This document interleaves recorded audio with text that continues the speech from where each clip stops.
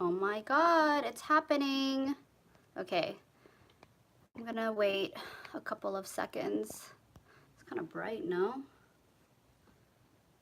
Ooh, it's a little too bright. Okay. Maybe I will move this.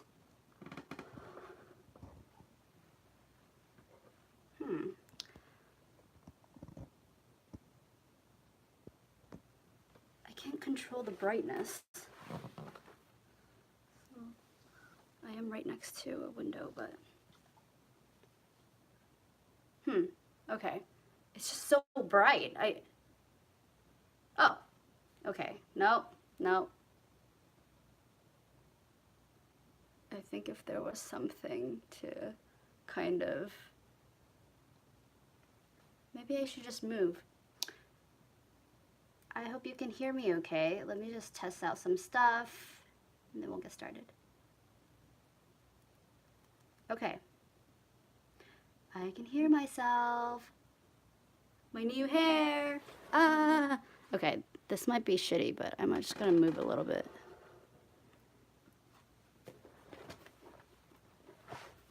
I guess I'll just have to do it like this. I don't know. I don't really like it. It's just too bright, to be honest. I don't know how to make this work, but we will have to do. Ugh. I wish there was a way to kind of...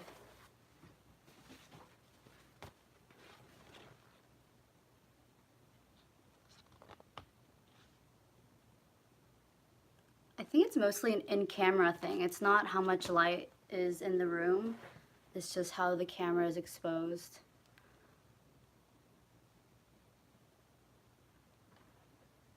If I stand right here, it's fine.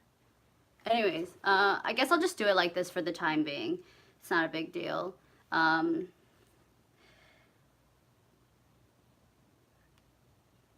wasn't sure if people still liked the film favorites, but I like doing them only because it is a review of everything I watched during that specific month. And I'm sure you can keep up with me on Letterboxd or whatever, but I always think that doing it this way is just a lot better, considering that I can kind of just list the things I like the most, or things I do specifically want to talk about, because there are... It is the summer. There has been a lot of films. It's crazy. I've been watching a lot of things, going to a lot of festivals, doing a lot of shit. Hold on. I'm going to try to make this work. Maybe I'll just move a little bit more. Maybe if I, like, move in this way. No, I don't think it's going to work.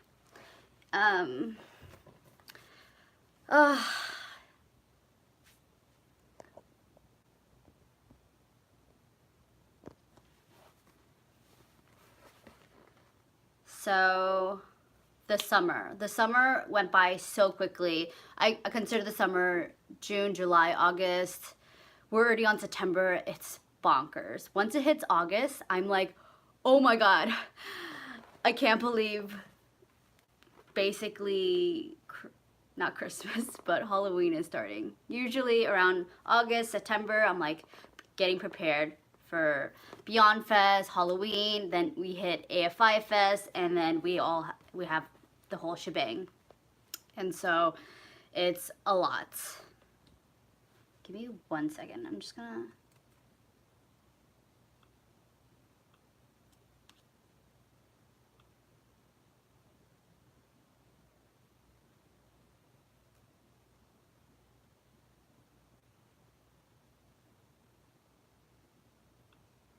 Let me know what you are watching currently. July.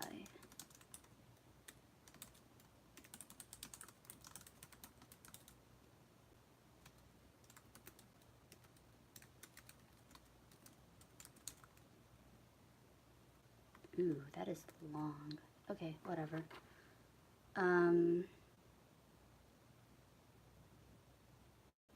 Cool.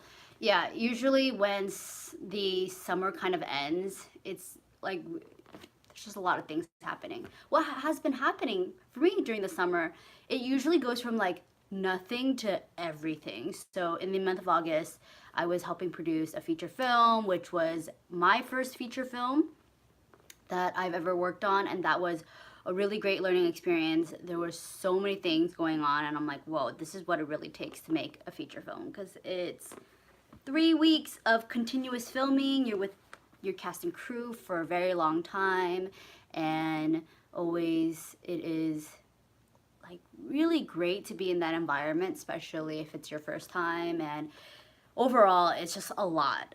And I like, it's like a love and hate relationship. I love to keep filming, but I'm like, oh my god, it's so intense. But it's all really, really great. And so I watched a lot of things in July. July was also Outfest. I had a lot of projects going on, and then I watched a bunch of films, starting with, let's just get started with our film favorites. For July, there was this film called Leave No Trace. It kind of came out of nowhere, and I was like, oh my god, I'm hearing so many things about this. Let's just go and watch it. It's by Deborah Granick, who also did that Jennifer Lawrence movie called Winter's Bone, which came out a few years ago. That was the launch of Jennifer Lawrence to me. I've never known of her before then, and that was really great. This kind of follows the same, how do I say, small town premise. A father and his 13-year-old daughter are living in an ideal existence in a vast urban park in Portland, Oregon, when a small mistake derails their lives forever. Basically, they've been living like they're homeless in the forest of Portland for a very, very long time. They don't really say why. I think eventually at the end they say why, but they're basically living homeless, like by choice. And eventually they get caught, they get kicked out of their national forest, whatever, and they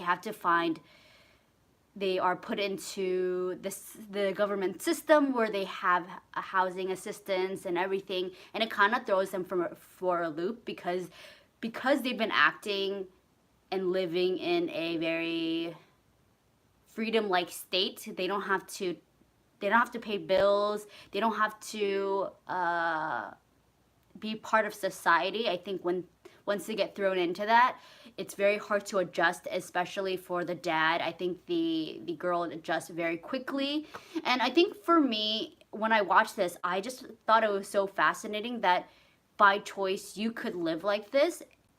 Also, mind you that the dad is played by Ben Foster, who is fantastic. I've been a really big fan of his for a while. And then the daughter is Thomasin McKenzie, who is really, really great, because there are so many dynamics to her character, and you can kind of read her facial expressions, and she's very, very much of a subtle actress, but it's done in such a incredible way. And I think because of my possible like Asian upbringing or just different upbringing, I didn't realize that what was happening on screen was actually child abuse, because I kind of like grew up where I just had to follow whatever my parents had said, and I was like, all right, let's just go and do whatever you guys want. And they're put in certain situations where it doesn't morally seem like, oh god, like as a parent you should do this for your child, blah blah blah. And I didn't really see too many things wrong with it, but obviously through more extensive kind of viewing, you realize it is like that Ben Foster is being a really shitty dad. And I just thought the story was so interesting, the way it played with itself. And I think the whole concept, because I was going through this minimalism phase, this whole concept of living very freely and outside of the borders, without no rules, without no government, I always think that is a very great premise, especially in a very realistic way. Also because Ben Foster is dealing with trauma and so many layered things that I really was moved by this film. It's super great. Yeah, let me know if you watched any of these films, if you recommend some. I will obviously link everything down below afterwards. So the second film that I watched, which is an old film, I went to Outfest, which is like the largest LGBTQ plus film festival in Los Angeles, takes place in Hollywood, and they were showing a bunch of movies, blah, blah, blah, great.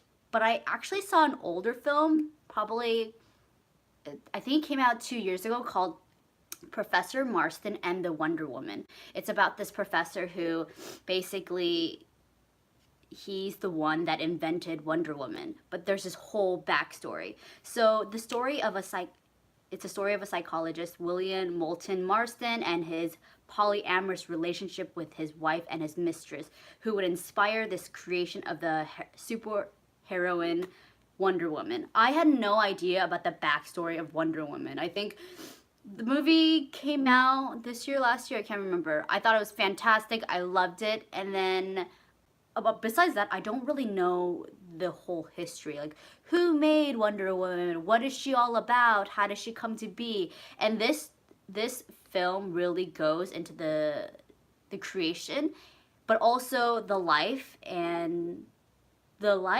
of this psychologist, Dr. Marston, and his polyamorous. So he's in a relationship with his mistress and his wife, and it's very like sexy. Like, I haven't seen a film that kinky, that sexy, that full of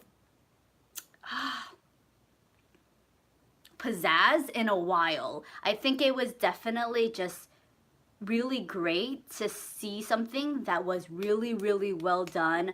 Very funny. Cinematography was amazing. Luke Evans plays Dr. Marston. Rebecca Hall plays his wife, Elizabeth Marston. And Bella Heathcote is the mistress, which is amazing because these are like really incredibly sexy people and their chemistry is incredible. I'm like, they casted this character very, very well because they're in this like threesome relationship. You would want it to seem a little bit more real, because in your head I'm like, how does this work? But it works fantastically. And this is a true story. It is directed by Angela Robinson, who actually did Debs. I don't know if you remember, a few years ago there was this action movie called Debs, which I actually really, really want to see because it sounds awesome.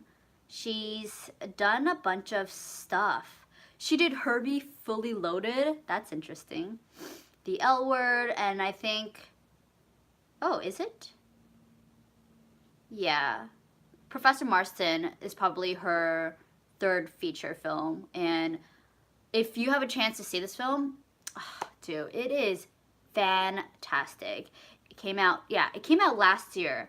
It was really under the radar. I did see some screenings for it, but I wasn't too adamant to go and watch it. But I went in without knowing any of the premise, and I was so fascinated. I was like, holy shit, this is like a gem that nobody knows about.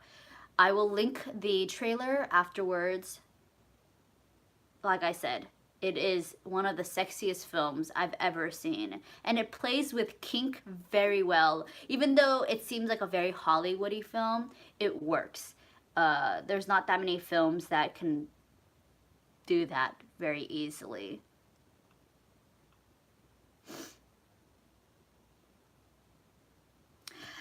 The third film favorite of July is, so also while I was at Outfest, the closing night film was The Miseducation of Cameron Post, starring Chloe Grace Moretz.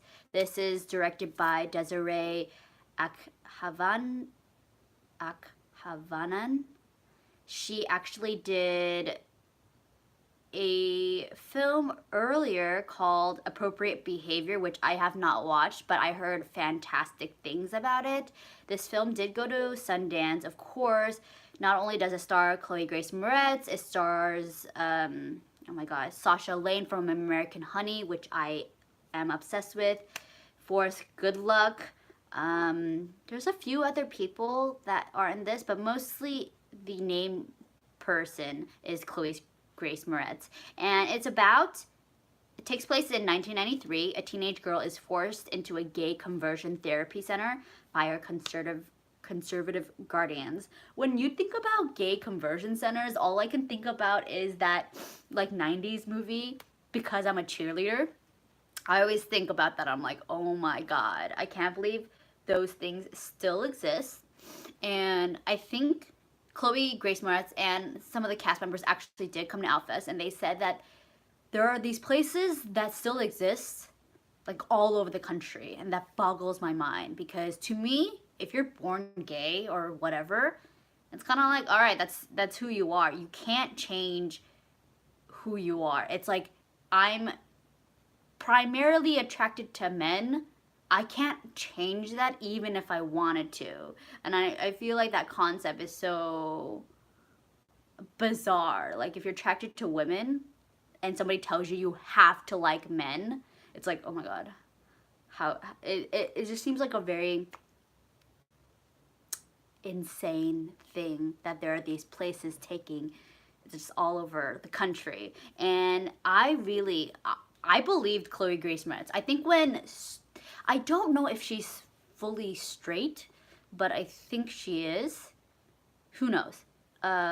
When Chloe Grace Moretz plays a gay character, I mean, it's expensive of disbelief, but I truly believe that she's gay in the film, and whoever she's surrounding herself with, all the cast members, they could be like very fluid.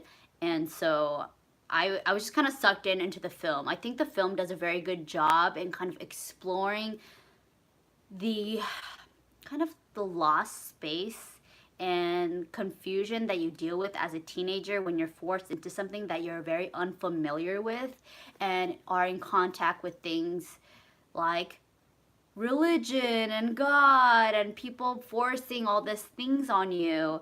And I just thought it was really interesting. A great coming of age story that I don't think that this subject has been tackled in a while. We have But I'm a Teenager, but that was in the 90s. I don't know if anything has tapped into this kind of premise in the last decade, and so I'm kind of like very glad to see this. And I just thought it was shot well, it was acted well, great premise, interesting characters. There's a lot of things that happen in a very honest way, and even though I found it very kind of anticlimactic, I still very much enjoyed it for what it is. And there's a lot of tension and heated moments, especially with Chloe Grace Moretz's character Cameron kind of dealing with this like push and pull of who she is and what is she gonna do and all that. And so I always think that's very, very fantastic.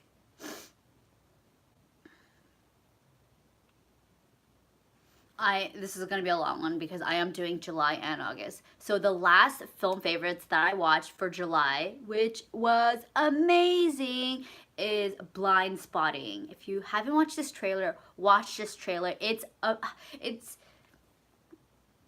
has so much good energy and it's a bop, truly a bop. I love the soundtrack.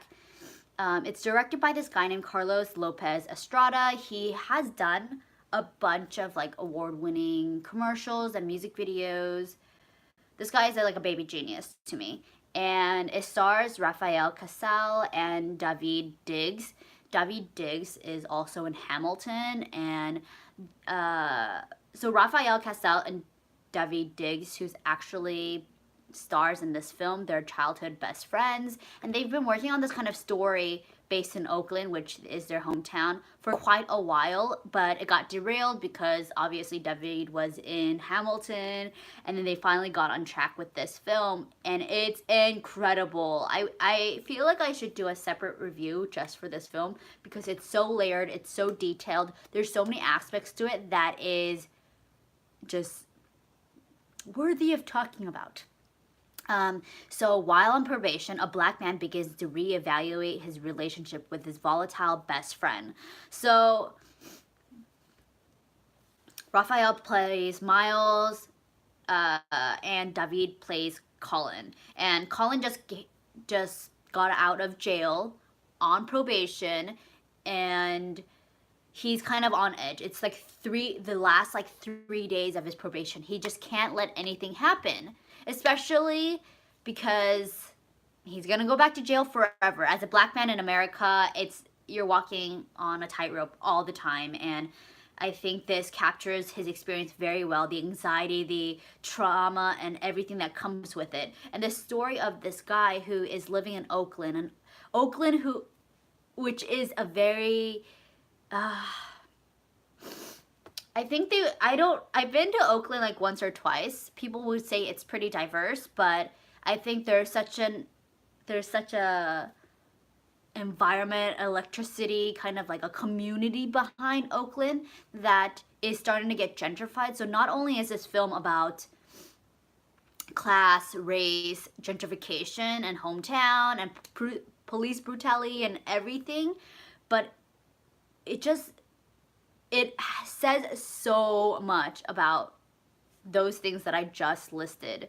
And so Colin, who is living as a black man, he is on the last 3 days. He's dealing with his best friend who is white, who is like out of control. He will do and say anything. He doesn't give a fuck. Like, he is from Oakland. He's like repping his hometown. He doesn't want anybody to take over his town.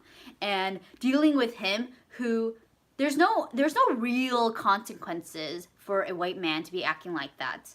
Even if he gets in a fight, even if things happen, it's not as bad as a black man. And he kind of deals and kind of sees his perspective and how his best friend could technically get him back into jail. And so it's just really interesting dynamic. The chemistry is amazing. They incorporate a lot of raps and songs into this, which sometimes you feel like it can kind of take you out of the story, but I think when you watch it, you kind of get the flow of it, and you are just that much more engaged.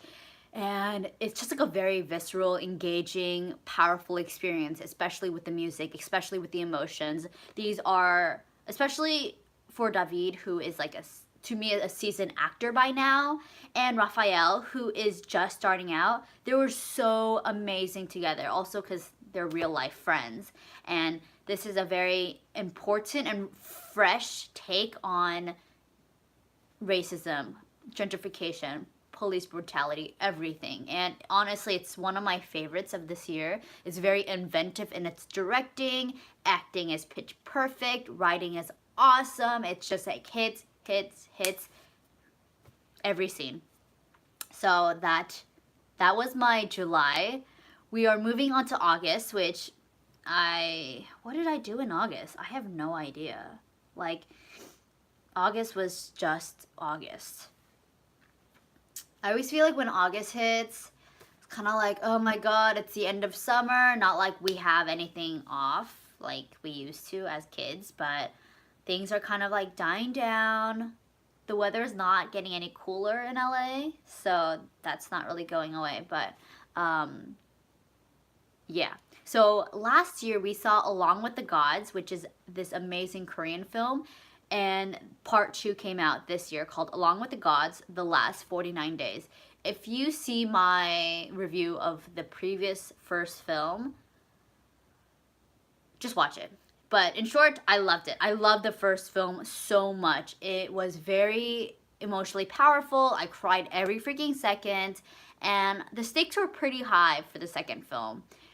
And I know there's going to be 3 films in total. It was a manga or something, or like a comic book that turned into a film. It's super long, and this is the second half, The Last 49 Days. It's like this epic story. So, sadly, the premise. In the afterlife, one guardian helps a man through his trials while his 2 colleagues help a former guardian on Earth. So, as this is a very big universe and this is a very long story, I will get to your question. Could you name a few of your favorite books on film? I will get to that maybe in another film. I mean, in another video, because there's a lot. Also, I don't know if I've read that many things on film. I will talk about that after I talk about my film favorites for a quick second. So Along with the Gods, The Last 49 Days, I was kind of disappointed because the first one was incredible. I loved it. It was so thrilling. CGI was, yeah, it was kind of fake, but I was so into it. And the acting was good. The story overall was it was good. It was great. And so when I went into this film, I was very disappointed because I think what people wanted from the first film, they did not get in the second film. It's not like you wanted a tearjerker moment. You wanted great, a deep connection with the characters, and that's not what we got, sadly. And so it was very lukewarm for me. I think this was one of the first films that I watched where I was like, I cannot believe this film is 2 hours and it's just not going to end. I put it in my favorites only because I really want to talk about it. For anybody who did see Along with the Gods, the first and second film, let me know what you thought, because I might be completely not right. I don't know. There are probably fans that really like both films. It's not a film that you can just watch without watching the first one. I guess you can, but I think it's just an enjoyable experience if you watch both films together. What I said was because it's this whole universe with Along with the Gods that if you don't watch, I honestly just wish they made like a 6-hour movie, because it continues right after the first film and it loses its momentum. It's not sustainable like that, and I wish it was. And I think that was the most bittersweet part, that it kind of jumps in and it kind of loses steam, which is, it really is such a shame. I wish I liked it a little bit more. There are so many great actors in this film, and for this, there is going to be a third film, and the third film features very, very popular star. I don't want to give too much away. I don't know who's going to watch the third one. I mean, I might just watch the third one just to be like, all right, I finished the series. It was kind of like The Hobbit or The Lord of the Rings. I'm like, let's just go through this experience a little bit. And so that's what's happening. I would like to say Ju Ji-hoon is fantastic, one of my faves. As good looking as he is, he's that good of an actor as well, and I really liked everybody. What was also bittersweet is that there were so many characters in the first film that when we got to the second film, I wanted more cameos and everything else, and it just wasn't satisfactory, to be honest. So yeah, that was my first August film favorites, Along with Gods, The Last 49 Days. The second film favorite of August, which I don't know if you watched. I watched it. I was like dying, and this is a great Netflix film. Hold on.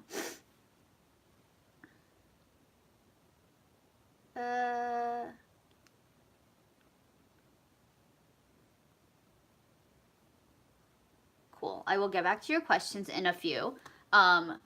This is a rom-com, and even if you're not into rom-coms, it's, as a filmmaker and as a film critic, it's your job to like cover all genres. And so not only am I really into genre films, horror films, I'm also into rom-coms, because it's a very specific genre that is, for one, it's been dead for quite a while. Nobody makes rom-coms anymore, which sucks. And there's a particular art to it, and because there's so many tropes by now, it's repetitive, it can get tiring.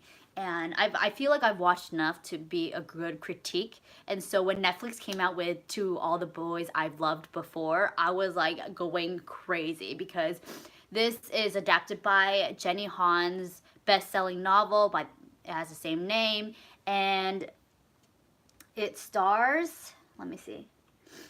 It stars Laura Condor, who was also in X-Men as Jubilee, and it stars Noah Centineo.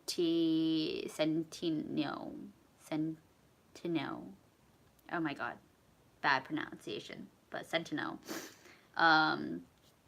And it's about a teenage girl whose secret love letters are exposed, and they wreak havoc on her love life. And so this premise is awesome, and like as soon as you watch it, you're just like giggling and cheering, and there are so many fantastic moments. The chemistry between the two characters is like,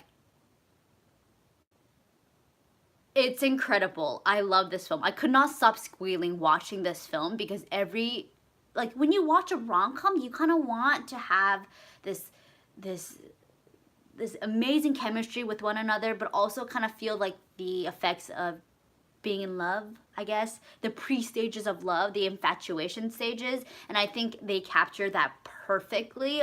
I just thought they did it so great. It's directed by Susan Johnson, who's done a couple of things, but I think this is one of the more major films that she's directed, and it was done pitch perfect. There was one other part where I was like, there was two guys, one played by Noah and the other played by Israel. I wish his character was a little bit more developed, but other than that, this film really takes the trope of rom-coms, flips it on its head. We know films like 16 Candles, all those rom-coms that have bets on them or secretive things like She's All That and Never Been Kissed. We all know that there's always things that like reveal at the very end, and they really took those same tropes and made it their own. It has their own flair, it has its own style. It's honestly an instant classic that I think anybody will enjoy. Watch it. It is one that you could watch over and over again. And what I liked about it the most is that it features a biracial girl. She's half Korean, half white. It's culturally specific, but not really, and it actually showcases a girl who's just like a regular teenager. She's not like the loser of high school. She has friends, she talks to people, she's just not the popular girl, and I kind of like that more than like the ugly duckling in high school that is finally noticed by the popular jock. Like, this is not like that, and I just found it very, very realistic, and so that was it. Honestly, wow, I kind of did that very quickly. I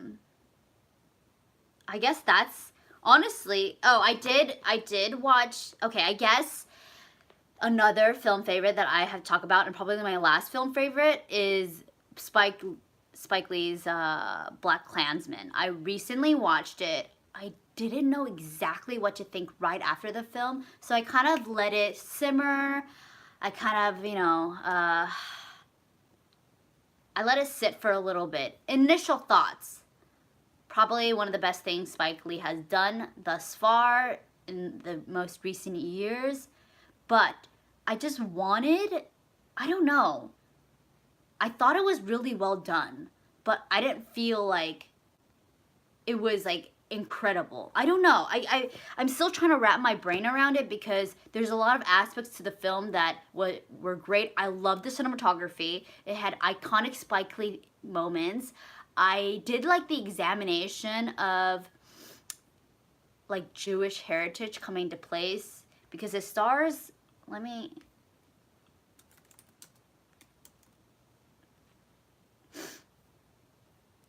it stars John David Washington, who is Denzel Washington's son, and he's so good. He's so good at who he is as a character.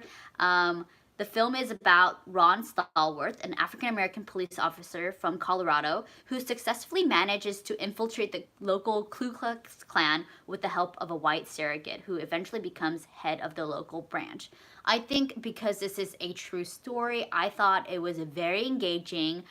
I was sometimes at the edge of my seats. I guess the only thing I didn't like is that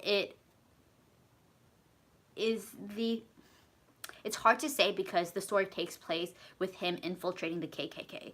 But I thought it highlighted too much of KKK's mantras and like their aesthetics and their lifestyle that I felt like kind of gross inside the entire time. Like, I don't want to be showing people this, but also at the same time, yeah, I guess it's necessary because they are infiltrating the KKK.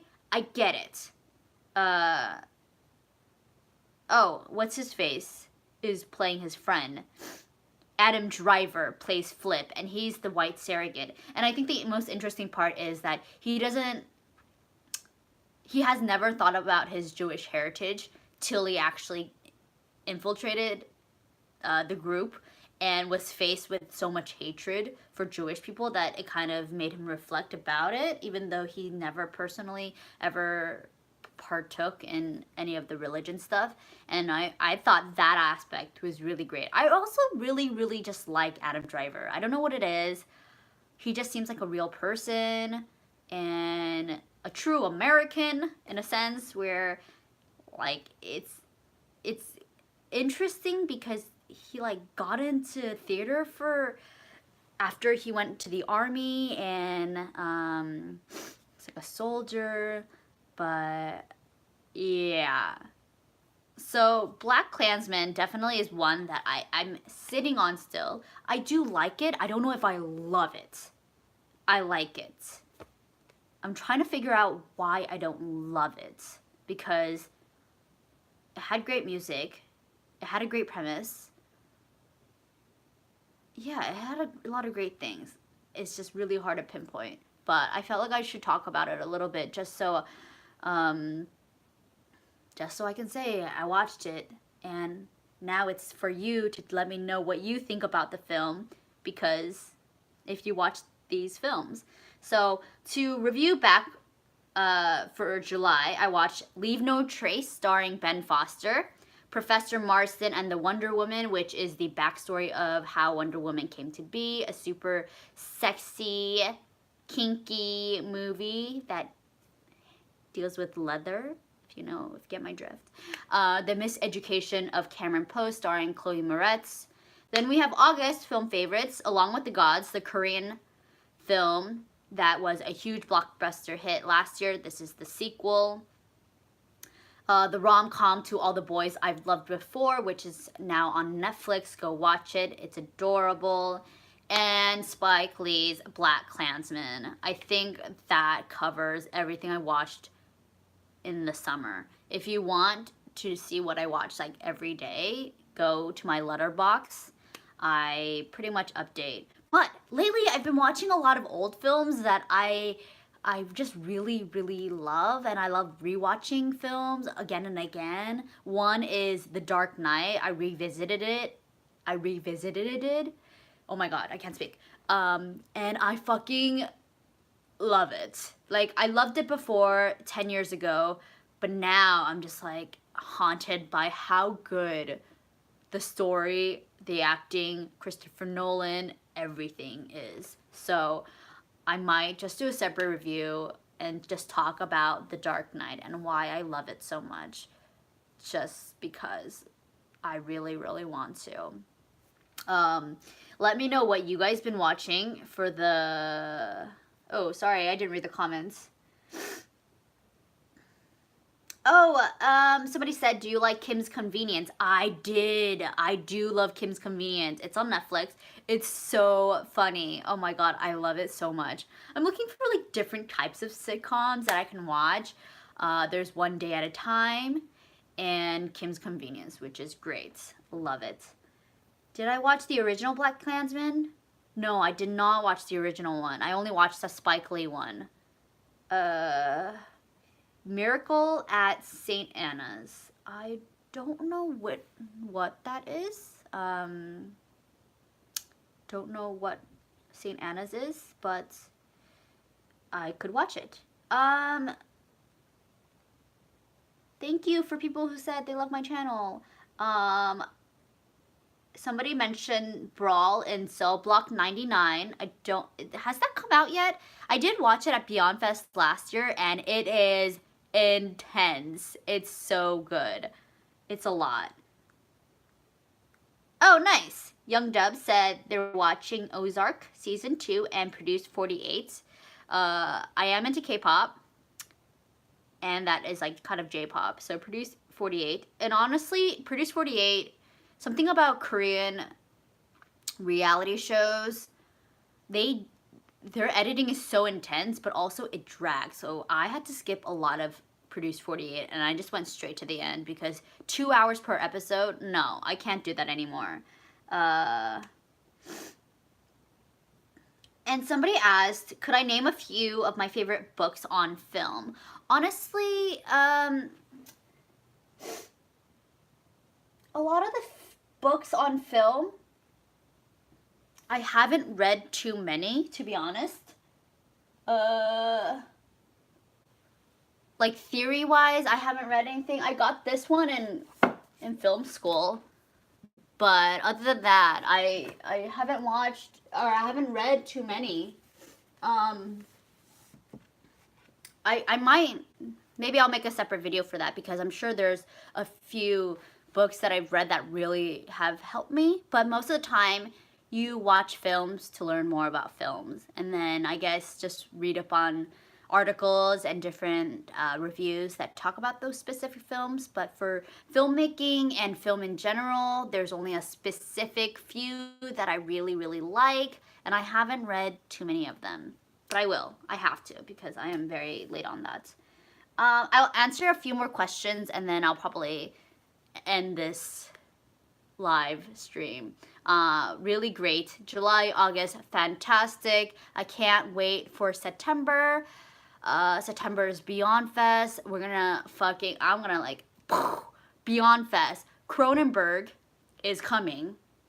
They have a huge retrospective.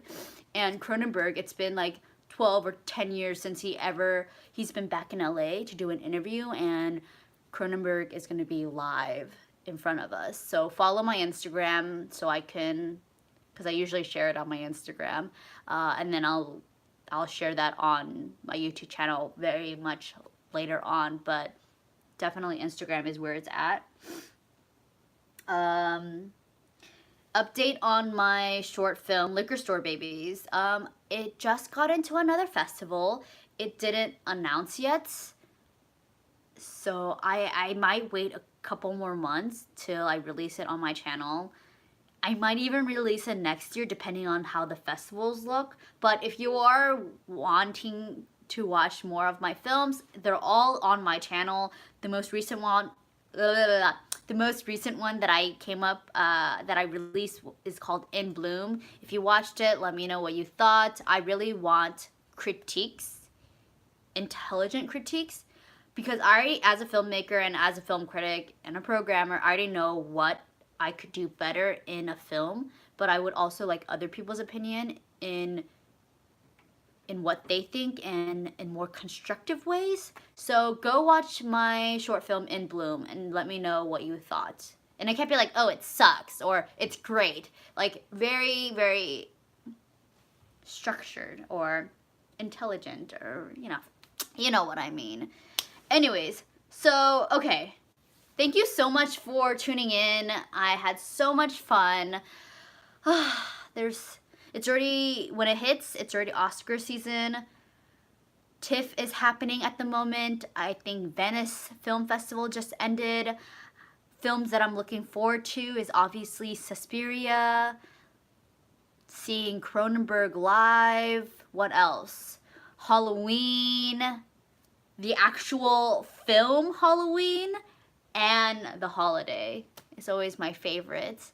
And then once Oscar season hits, it's gonna be crazy. But I think what I wanted to kind of do is I want to do more live streams, only because they're a little bit more comfortable for me, and I don't mind talking to you guys in real life like this. And so maybe one day I'll do a mukbang style film review, just so we can hang out for like an hour or something. Other than that, I hope you guys are having a great time. Let me know what you guys are watching and what you love. Any TV shows. I'm really behind on some TV shows. I also heard that Mr. Robot's going to end after this season, so I'm very sad, but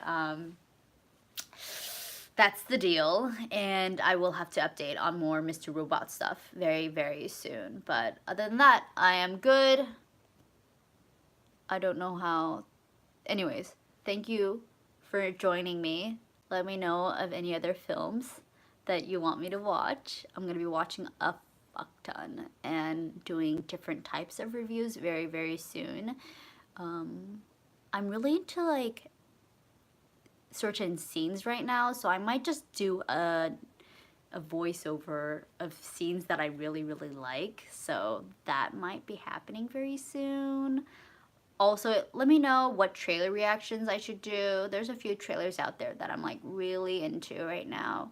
One of them is Widows. The second trailer was intense. Every time I watch it, I'm like in tears. But anyways, thank you so much for being here. I will see you guys on the flip side. Bye.